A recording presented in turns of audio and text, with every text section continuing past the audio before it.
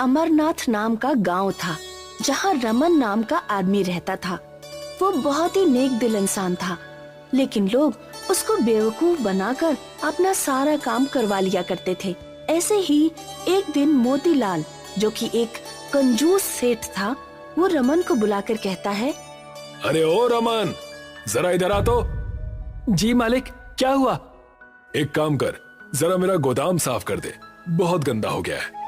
मालिक, मैं तो खेत पर काम करने के लिए जा रहा था ताकि कुछ पैसे कमा सकूं। मुझे अपना गुजारा भी तो करना है ना मालिक। अरे तुझे पैसे की क्या जरूरत है? तुझ पर तो माता लक्ष्मी खुद ब खुद मेहरबान हो जाएंगी। आखिर वो कैसे होगा? देख, माता लक्ष्मी ऐसी जगह वास करती हैं जहां साफ सफाई रहती है। तो अगर तू मेरा गोदाम अच्छे से साफ सुथरा और एकदम चकाचक कर देगा तो माता लक्ष्मी तुझसे बहुत प्रसन्न हो जाएंगी और खुद चलकर तेरे घर आ जाएंगी। रमन मोतीलाल का काम करना नहीं चाहता था, पर वो मना नहीं कर पाता और उसकी बात मान जाता है। वो अपनी पूरी मेहनत से उसका गोदाम एकदम साफ कर देता है। साफ सफाई करने के बाद वो अपने घर चला जाता है। अरे, आप तो बहुत जल्दी वापस आ गए। क्या हुआ, खेत पर नहीं गए क्या? ये सुनकर रमन अपनी पत्नी को सारी बात बताता है। उसकी सारी बात जानने के बाद रमन की पत्नी बिगड़ते हुए कहती है, आखिर आप कब तक लोगों की बातों से बेवकूफ बनते रहेंगे? बताइए ना, लोग हमेशा आपको बेवकूफ बनाकर आपसे मेहनत वाला काम करवा लेते हैं और आप बदले में कुछ भी नहीं लेते हैं। ऐसा कब तक चलेगा? मैं क्या करूं? कोई मुझसे कोई काम कहता है तो मैं मना नहीं कर पाता। ऐसे तो हम लोग एक दिन भूखे ही मर जाएंगे। ये बड़े बड़े लोग कितना फायदा उठाते हैं और आप बस चुपचाप उनका काम करते रहते हैं। कोई बात नहीं कमला, एक ना एक दिन मुझे मेरे कर्म का फल जरूर मिलेगा। भगवान के घर देर है पर अंधेर नहीं। वो बात तो आपकी सही है। भगवान तो अपने भक्तों की हमेशा सुनता है, लेकिन हमें भी तो मेहनत करनी पड़ती है। बिना मेहनत के कुछ नहीं मिलता। अरे तुम बस भगवान पर यकीन रखो, जो होगा भगवान की कृपा से अच्छा ही होगा। लेकिन अभी मैं क्या करूं? घर में खाने को केवल आज रात का ही राशन है। अगर ये भी खत्म हो गया तो कल खाने के लाले पड़ जाएंगे। भाग्यवान, तुम कल की चिंता मत करो। कल मैं कुछ न कुछ इंतजाम जरूर कर लूंगा, ये मेरा वादा है। आप कहते हैं तो ठीक है। मैं तो भगवान और आपके ही भरोसे जी रही हूँ। तभी उनके दरवाजे पर एक अम्मा आती हैं। कहती हैं, अरे कोई है क्या जो मुझ गरीब की मदद करे? अरे कुछ खाने को हो तो दे दो, मैं कई दिनों से भूखी हूँ। अम्मा, आप अंदर आ जाइए। रमन और उसकी पत्नी अम्मा की बहुत खातिरदारी करते हैं। उसके बाद अम्मा देखती हैं कि घर में उनके खाने के लिए कुछ भी नहीं बचा है। बेटा, तूने सब कुछ मुझे खिला दिया, अब तू और तेरी बीवी क्या खाएंगे? ये सुनकर रमन कहता है, कोई बात नहीं अम्मा, अतिथि तो भगवान समान होता है, तो पहले भगवान को भोजन कराना चाहिए। और वैसे भी हम तो कुछ भी खाकर काम चला लेंगे। आपका पेट भर गया, यही हमारे लिए बहुत है। तुम्हारी ऐसी सेवा भक्ति देखकर मैं तो बहुत प्रसन्न हो गई हूँ। आजकल भला कौन किसी भूखे को खाना खिलाता है? तुम लोग धन्य हो। तब एक रोशनी होती है और देखते ही देखते अम्मा अपने असली रूप में आ जाती हैं। वो कोई और नहीं बल्कि धरती माता होती हैं, जो भेष बदलकर रमन के घर आई होती हैं। धरती माता को देखकर दोनों प्रणाम करते हैं।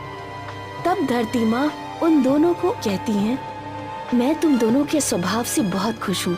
तुम दोनों बहुत नेक दिल हो। खुद के पास भोजन ना होते हुए भी तुमने एक अनजान को अपना खाना दिया। बताओ, तुम्हें क्या चाहिए? माता, आपने हमें दर्शन दिए, हम तो वैसे ही धन्य हो गए। हमें और कुछ नहीं चाहिए। तुम दोनों का इतना नेक दिल है कि मैं तुम दोनों से बिना मिले नहीं रह पाई। इसीलिए मैं तुम दोनों से मिलने तुम्हारे पास आ गई। तुम दोनों मुझे माँ मानते हो, तो बताओ मैं तुम दोनों के लिए क्या कर सकती हूँ? मैं तो एक मामूली सा इंसान हूँ। मैं खेती करके अपना गुजारा करना चाहता हूँ, लेकिन मेरे पास खेती करने के लिए कोई जमीन नहीं है और ना ही इतना धन है कि मैं खेती करने के लिए बीज या खाद की व्यवस्था कर सकूं। मैं तो बस चाहता हूँ कि मैं खेती करके इतना कमा सकूं ताकि ना मैं भूखा रहूं और ना ही मेरे घर से कोई भूखा जाए। ये सुनकर धरती माँ बहुत खुश हो जाती हैं और रमन को एक मंत्र बताती हैं। चंद्र आगमन, धरती माँ कृषि जागमन। जब जब तुम ये मंत्र पढ़ोगे तब तब तुम चांद पर पहुँच जाओगे और तुम वहाँ जाकर किसी भी चीज की खेती कर सकते हो। वहाँ का वातावरण हर तरह की खेती करने में तुम्हारी मदद करेगा और साथ ही साथ वहाँ खेती करने के लिए तुम्हें केवल उस जगह की भूमि को जोतना है। बाकी उस भूमि में जिस भी चीज की खेती करनी हो उसका नाम लेते चले जाना और वो होती चली जाएगी। वहाँ तुम जिस भी चीज का नाम लोगे वो खेती अपने आप उगना शुरू हो जाएगी। तुम केवल उस खेती का पूरा ध्यान रखना और सही समय आने पर अपनी खेती से अपना व्यापार शुरू करना। क्या सच में ऐसा होगा? हाँ पुत्र, इस बात का ध्यान रखना कि जो भी खेती तुम करो उससे बाकी लोगों का भी भला होना चाहिए। अपने से पहले हमेशा दूसरों की मदद करने का सोचना, वरना हो सकता है ये मंत्र काम ना करे। ये कहकर माता वहाँ से गायब हो जाती हैं। इसके बाद वो दोनों उस मंत्र को एक बार पढ़ते हैं। चंद्र आगमन, धरती माँ कृषि जागमन। चंद्र आगमन, धरती माँ कृषि जागमन। जैसे ही दोनों मंत्र पढ़ते हैं तो वो पाते हैं कि अब वो दोनों चांद पर हैं। पर फिर सोचते हैं कि वो किस चीज की खेती करें। तो बहुत सोचने के बाद रमन कहता है, क्यों ना हम लोग सूरज की खेती करें, क्योंकि आज भी बहुत से गांव के लोग ऐसे हैं जो खेती करते हैं पर उनको ठीक प्रकार से सूरज की किरणें नहीं मिल पाती हैं, जिसके कारण उनकी फसलें खराब हो जाती हैं। आज भी ऐसे बहुत सारे गांव व शहर हैं जहां पर किसानों को बहुत दिक्कतों का सामना करना पड़ता है। तो अगर हम उनको सूरज बेच देंगे, अपनी फसलों को कई प्रकार का फायदा पहुंचा पाएंगे, जिससे उनकी फसलें बहुत अच्छी होंगी और इससे हमें भी मुनाफा होगा। ये तो बहुत ही अच्छा विचार है, हमें ऐसा ही करना चाहिए। तो ये सोचकर दोनों चांद पर सूरज की खेती करना शुरू कर देते हैं और थोड़े ही दिनों में उसमें बहुत सारे सूरज दिखाई देते हैं। धरती माँ ने जैसा कहा था वैसा ही हुआ है। देखो कितने सारे सूरज निकल आए हैं। वो लोग धरती पर आ जाते हैं और पूरे गांव में सबको बता देते हैं कि जिनको भी सूरज चाहिए वो कुछ पैसों में ही सूरज खरीद सकते हैं। इस पर गांव वाले हैरान हो जाते हैं और सूरज खरीदने के लिए तैयार हो जाते हैं। रमन, मैंने सुना है तुम सूरज बेच रहे हो। भला ऐसा भी कहीं होता है क्या? दिखाओ तो जरा। हाँ, अभी दिखाता हूँ। रमन उस गांव वाले को सूरज दिखाता है तो वो हैरान रह जाता है और कहता है, अरे बाप रे, ये तो सच में छोटा सा सूरज है। अब इस गांव में किसी को भी खेती करने में कोई दिक्कत नहीं होगी। हाँ, बिल्कुल सही कहा। अब किसी को भी खेती करने में कोई दिक्कत नहीं होगी, सूरज निकले या ना निकले। रमन के घर के बाहर बहुत सारे लोगों की भीड़ इकट्ठा हो जाती है। रमन सभी लोगों को सूरज बांट रहा होता है और सभी लोग सूरज ले जाकर अपने खेतों में लगा रहे होते हैं, जिससे उनकी फसलों को अच्छी तरह से प्रकाश मिल रहा होता है। उनकी फसलें अच्छी होने लगती हैं। हमने तो कभी नहीं सोचा था कि रमन इतना समझदारी वाला काम कर सकता है। रमन ने तो हम सबको भौचक्का कर दिया। इधर रमन काफी मशहूर और अमीर हो जाता है। उसके पास बहुत सारा धन होता है। अब ये सब मोतीलाल को भी पता चलता है। मोतीलाल ये सब देखकर बहुत जलने लगता है। ये 2 कौड़ी के रमन ने ऐसा कौन सा काम किया है जो इतना मशहूर और अमीर हो गया? इसके यहाँ किसी को भेजकर पता लगाना होगा। वो अपने एक आदमी को रमन के यहाँ नौकरी पर लगवा देता है। उसका आदमी देखता है कि रमन कैसे एक मंत्र पढ़ के चांद पर चला जाता है और वहाँ बहुत सारे सूरज लेकर वापस आ जाता है। मोतीलाल ये सब देख के समझ जाता है कि ये सब एक मंत्र के कारण हो रहा है। अगर ये मंत्र मुझे पता चल जाए तो मैं भी चांद पर जाकर सूरज की खेती के साथ और अनेक खेती कर सकूंगा, जिसके बाद मैं रमन से कहीं ज्यादा मुनाफा कमा सकूंगा और बहुत अमीर हो जाऊंगा। इस 2 कौड़ी के रमन को कोई हक नहीं है इतना अमीर होने का। मोतीलाल ये सब सोच करके रमन के घर के बाहर चुपचाप देख रहा होता है कि रमन कौन सा मंत्र पढ़ रहा है। देर रात रमन एक बार फिर मंत्र पढ़कर चांद पर जाता है, लेकिन इस बार ये मंत्र मोतीलाल भी सुन लेता है। अच्छा, तो एक मंत्र के चलते इतना उड़ रहा है रमन। अब मैं भी चांद पर जाऊंगा और इससे ज्यादा मशहूर और अमीर होकर दिखाऊंगा। मोतीलाल वही मंत्र पढ़ता है जिससे वो भी चांद पर पहुंच जाता है और वो देखता है कि उसके आसपास बहुत सारे सूरज की खेती हो रही है। अब मैं हीरे की खेती करूंगा और रमन से कहीं ज्यादा अमीर बन जाऊंगा। मोतीलाल एक अलग सी जगह ढूंढता है। उस जगह जाकर वो हीरे की खेती करना शुरू कर देता है। फिर आखिरकार कई दिनों की मेहनत के बाद वहाँ पर हीरो का खेत बहुत बढ़िया हो जाता है। अपने हीरो की फसल को लहलहाता देखकर मोतीलाल मन ही मन बहुत खुश हो रहा होता है। अरे वाह, अब तो मेरे पास हीरो का खेत हो गया। अब देखो मैं कितना अमीर हो गया। मैं दुनिया में जो चाहूँ वो खरीद सकता हूँ। चलो अब धरती पर चलकर इसे लोगों को बेचने के लिए कहीं घूमता हूँ। इतना कहकर मोतीलाल वो मंत्र पढ़ता है, पर वो मंत्र कुछ भी काम नहीं करता। ये देख के मोतीलाल बहुत डर जाता है। अरे ये क्या हो रहा है? ये मंत्र काम क्यों नहीं कर रहा है? ऐसे तो मैं यहीं चांद पर फंसा रह जाऊंगा। चांद पर मोतीलाल को सबक मिल चुका था कि आधी अधूरी जानकारी कितनी खतरनाक हो सकती है, लेकिन अब वो कर भी क्या सकता था। वो रोने लगता है। तभी अचानक से चांद पर धरती माता को देख के मोतीलाल उनके पैरों में गिर जाता है। तब धरती माँ उससे कहती हैं, ये तुम्हारा लालच है जिसने तुम्हें यहाँ चांद पर फंसा दिया है। अगर तुमने लालच नहीं किया होता तो तुम अभी आराम से अपने घर पर बैठे होते। माता, मुझे क्षमा कर दीजिए। मुझे नहीं पता था कि मेरा लालच मुझे यहाँ पर लाकर फंसा देगा, और मैं आज के बाद कभी भी लालच नहीं करूँगा। हमेशा लोगों की मदद करूँगा। धरती माँ उसकी बातों को मान लेती हैं और उसे माफ कर देती हैं। वो उसे धरती पर वापस ले आती हैं। मोतीलाल रमन के पास जाकर अपने किए की माफी मांगता है। रमन उसे माफ कर देता है। उसके बाद दोनों मिलकर गरीब लोगों के लिए खेती करना आसान बनाने की कोशिश करने लगते हैं। उनके गांव का बहुत अच्छे से विकास होने लगता है और अमरनाथ धीरे धीरे बहुत प्रसिद्ध हो जाता है। सीताराम गांव में आलू टिक्की और गोलगप्पे बेचता था। उसकी आलू टिक्की और गोलगप्पे दूर दूर तक फेमस थे। आइए आइए, गरम गरम आलू टिक्की और ठंडे ठंडे गोलगप्पों का मजा लीजिए। आइए आइए। सीताराम के 2 बेटे थे, मालू और चमन। मालू जहाँ मेहनती और ईमानदार था, वहीं चमन आलसी और चालाक था। मालू और चमन, बाजार चले जाओ। आलू की बोरी और बतासे खरीद कर ले आना।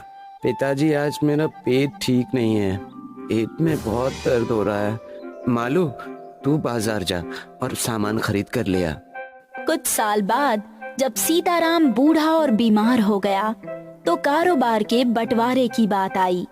सीताराम ने आलू टिक्की का कारोबार मालू को सौंप दिया और गोलगप्पे का कारोबार चमन को सौंप दिया। मालू और चमन, मेरे लिए तुम दोनों एक समान हो, इसलिए मैंने कारोबार के बंटवारे में कोई भेदभाव नहीं किया है। तुम दोनों अपना अपना कारोबार खूब मन लगाकर करना। मेरी इच्छा है बेटों कि मैं तुम दोनों की शादी एक साथ एक मंडप में ही करूं। जैसी आपकी आज्ञा पिताजी। दोनों बेटों मालू और चमन की शादी तय कर दी गई। मालू की बहू का नाम पुष्पा था और चमन की बहू का नाम विमला। मालू ने अपनी आलू टिक्की की दुकान संभालनी शुरू कर दी। उधर चमन घर पर आराम करता या दोस्तों से गप्पे लड़ाता और उसकी पत्नी गोलगप्पों की दुकान संभालती। आलसी चमन भले ही दुकान पर काम ना करता हो, लेकिन दूसरों की जमीन जायदाद हड़पने के मामले में उसका दिमाग बहुत तेज चलता था। चमन मालू का कारोबार हड़पने के बारे में सोचने लगा। इस मामले में उसकी पत्नी ने भी उसका साथ दिया। किसी तरह मालू की आलू टिक्की का धंधा हमारे हाथ लग जाए तो मजा ही आ जाए। बैठे बैठे दिमाग ही चलाते रहोगे या कुछ करोगे भी? चमन को पता था कि मालू हर रोज सुबह आलू की बोरी लेने मोटरसाइकिल से बाजार जाता है। चमन ने एक रात चुपचाप मोटरसाइकिल के ब्रेक्स फेल कर दिए। अगले दिन मालू तेज स्पीड में गाड़ी चला रहा था, ब्रेक्स नहीं लगे और उसका एक्सीडेंट हो गया। इसी समय चमन ने मालू की दुकान को अपने कब्जे में ले लिया। मालू की बहू पुष्पा हॉस्पिटल में व्यस्त रह गई। वो कोर्ट कचहरी के चक्कर कहाँ से लगाती। पुष्पा ने अपने ससुर से कहा, पिताजी, आप एक बार चमन भाई साहब से कह दीजिए कि वे हमारी दुकान छोड़ दें। मैं हॉस्पिटल में अपने पति को संभालूं या चमन भाई साहब पर केस ठोककर कोर्ट कचहरी के चक्कर लगाऊं। मालू के इलाज के लिए डॉक्टर ने 1 लाख रुपए मांगे हैं। मैं उनका इंतजाम नहीं कर पा रही हूँ। चमन मेरी एक नहीं सुनता बेटी। मैंने उसे बहुत समझाया पर वो मेरे हाथ से निकल चुका है। लेकिन उसे अपने बुरे कर्मों का फल कभी न कभी जरूर चुकाना होगा। तो पिताजी, मैं तो इस तरह सड़क पर आ जाऊंगी। आज चमन भाई साहब ने दुकान छीनी है, कल वो हमारा घर भी छीन लेंगे। दरवाजा बंद करो बहू, मैं तुम्हें एक गुप्त जानकारी देना चाहता हूँ। बहू ने दरवाजा बंद किया। तब सीताराम ने उससे कहा, मेरे पास एक 5 बीघे का खेत है। ये खेत मैंने ऐसे ही समय के लिए बचा कर रखा था। मैंने अपनी वसीयत में वो 5 बीघा खेत तुम्हारे नाम कर दिया है। तुम चाहो तो वहीं पर झोपड़ी डालकर भी रह सकती हो। सीताराम ने पुष्पा बहू को खेत का पता बता दिया। ये एक गोभी का खेत था। चमन को कुछ पता ना लगे, इसलिए पुष्पा चुपचाप ही कुछ सामान लेकर खेत पर चली गई। पुष्पा बहुत मेहनत से गोभी की फसल उगाने लगी। बाकी समय हॉस्पिटल में जाकर अपने पति की देखभाल करती। वैसे तो पुष्पा के खेत की गोभी शहर की मंडी में जाती थी और फिर लोगों के पास जाती थी, लेकिन धीरे धीरे शहर से लोग सीधे गोभी लेने पुष्पा के पास आने लगे। बहन जी, आपके खेत की गोभी बहुत स्वादिष्ट बनती है। मुझे 5 किलो गोभी दे दीजिए। 10 किलो गोभी मुझे भी चाहिए और 10 किलो कल लेने आऊंगा। तैयार रखिएगा। शहर से आए लोगों की वजह से पुष्पा की अच्छी कमाई होने लगी। अगर इसी तरह कमाई होती रही तो मैं 1 लाख रुपए इकट्ठे कर लूंगी, फिर मेरे पति का इलाज हो जाएगा। एक दिन पुष्पा जब सुबह सुबह अपने खेत पर गई तो वहाँ एक विशाल राक्षस मौजूद था। मैं चंद्रमा से आया हूँ। सुना है तुम्हारी गोभी बहुत स्वादिष्ट होती है। तुम मुझे और मेरे भाइयों को गोभी बनाकर खिलाओ। मेरे पास तुम्हें गोभी बनाकर खिलाने का टाइम नहीं है, यहाँ से चले जाओ। मैं जो ऑर्डर देता हूँ उसे पूरा करना होता है। राक्षस ने पुष्पा के खेत की 10 किलो गोभी और पुष्पा को उठाया और उड़ाकर चंद्रमा पर ले गया। पुष्पा ने देखा चंद्रमा पर और भी राक्षस मौजूद है। जल्दी से गोभी की सब्जी और पूरियां बनाओ। जितनी जल्दी अपना काम खत्म कर लोगी उतनी जल्दी मैं तुम्हें पृथ्वी पर छोड़ आऊंगा। तुम समझते क्यों नहीं? पृथ्वी पर मेरे पति बीमार हैं। ज्यादा बकबक मत करो, जल्दी से ऑर्डर पूरा करो। पुष्पा ने मजबूरी में गोभी की सब्जी और पूरियां तैयार की। राक्षसों ने खूब छक कर खाया। वाह बेटी पुष्पा, मजा आ गया। तेरी गोभी वाकई बहुत स्वादिष्ट है। हम राक्षस लोग मिलकर तुझे कुछ देना चाहते हैं। राक्षसों ने पुष्पा को एक जादुई दीवार और चांद पर जमीन का एक टुकड़ा दिया। इस दीवार में घुसकर तुम चांद पर जा सकती हो। चांद पर हमने तुम्हें जमीन दी है, तुम उस जमीन पर खेती कर सकती हो।